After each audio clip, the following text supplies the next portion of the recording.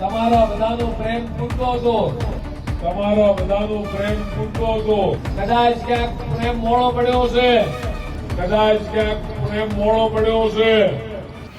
અરે જગદીશભાઈ, એક તો લોકશાહીનું મજાક બનાવવાનું અને પાછું હારો એટલે દોષનો ટોપલો જનતાના માથે ઢોળી દેવાનો. શા માટે અમે આવું કહી રહ્યા છે ને જગદીશ વિશ્વકર્મા એવું શું કહ્યું કે અમારે આવું કહેવું પડ્યું, તેના વિશે વિગતે ચર્ચા કરીએ. નમસ્કાર, તમે જોઈ રહ્યા છો ચક્રવાત ન્યૂઝ. હું આપની સાથે હેમલ.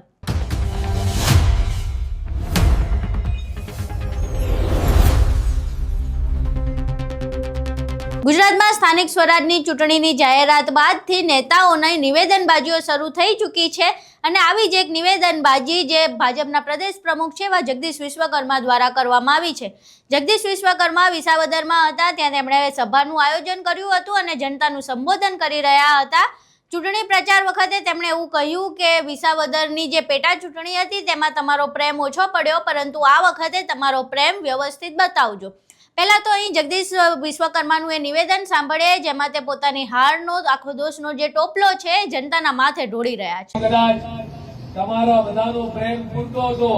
કદાચ ક્યાંક પ્રેમ મોડો પડ્યો છે. છતાંય કિરીટભાઈનો પ્રવાસ, હર્ષદભાઈનો પ્રવાસ, સતત પ્રજાની વચ્ચે રહેવાનો આ સ્વભાવ રહ્યો છે. પ્રજાની વચ્ચે તમામ પ્રકારના સેવાકીય કામો લઈ અને ભારતીય જનતા પાર્ટીનો કાર્યકર્તા ચૂંટણી હોય કે ના હોય 365 દિવસ સુધી પ્રજાની વચ્ચે રહે છે મિત્રો.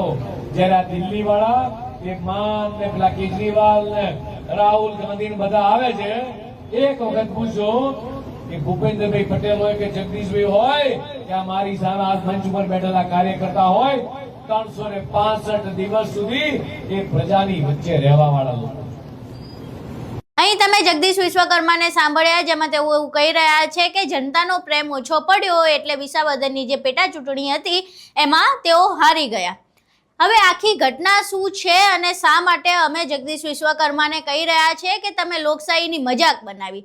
કારણ કે જે વિધાનસભાની ચૂંટણી થઈ હતી તેમાં હકીકતમાં વિસાવદરમાં ભાજપ જીત્યું જ નહોતું. વિસાવદરમાં જીત્યું હતું આમ આદમી પાર્ટી અને આમ આદમી પાર્ટીના નેતા ભૂપત ભાયાણી. અધ વચ્ચે ટર્મમાં જે ભૂપત ભાયાણી છે તેમણે ભાજપ જોઈન કરી દીધું, પોતાની બેઠક પરથી રાજીનામું આપી દીધું અને બાદમાં ત્યાં વિસાવદરમાં પેટા ચૂંટણીનું આયોજન થયું. પરંતુ જ્યારે પેટા ચૂંટણીનું આયોજન થયું ત્યારે ભાજપે ભૂપત ભાયાણીને ટિકિટ જ ન આપી અને ત્યારે ટિકિટ આપવામાં આવી કિરીટ પટેલને. હવે જે વિસાવદરની જનતા છે એમણે તો ભૂપત ભાયાણીને પસંદ કર્યા હતા, એમને તો 5 વર્ષ માટે ભૂપત ભાયાણી જોઈતા હતા.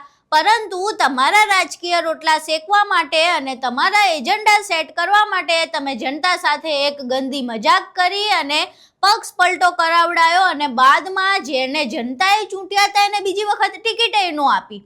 પછી જ્યારે વિસાવદરની જનતાએ ભાજપના ઉમેદવાર કિરીટ પટેલને ન જીતાડ્યા અને આમ આદમી પાર્ટીના નેતા ગોપાલ ઇટાલિયાને જીતાડ્યા તો હવે આખો હારનો જે દોષનો ટોપલો છે એ જગદીશ વિશ્વકર્મા જનતા પર ઢોળી રહ્યા છે.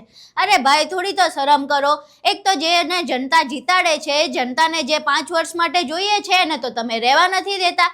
તમારા રાજકીય હથકંડા અપનાવીને તમે જનતા સાથે જે મજાક કરો છો એ ઓછું છે તે વળી હવે પાછું તમારી હારનો દોષનો ટોપલો તમે જનતાના માથે ઢોળી રહ્યા છો. હવે આ આખી ઘટના સામે આવ્યા બાદ અને જગદીશ વિશ્વકર્માનું આ નિવેદન સામે આવ્યા બાદ તમારું શું માનવું છે? શું વિસાવદરની જનતાનો પ્રેમ ઓછો પડ્યો હતો કે પછી ભાજપ દ્વારા લોકશાહીની મજાક બનાવવામાં આવી હતી અને તેનો વળતો જવાબ વિસાવદરની જનતાએ તેમને પેટા ચૂંટણીમાં આપ્યો હતો? તમારું આ સમગ્ર મામલે શું માનવું છે? તમારા મંતવ્યો અમને કોમેન્ટ બોક્સમાં જરૂર જણાવજો. વિડીયો પસંદ આવ્યો હોય તો વિડીયોને લાઇક કરજો, શેર કરજો અને અમારી ચેનલને સબસ્ક્રાઇબ કરવાનું ભૂલશો નહીં. નમસ્કાર.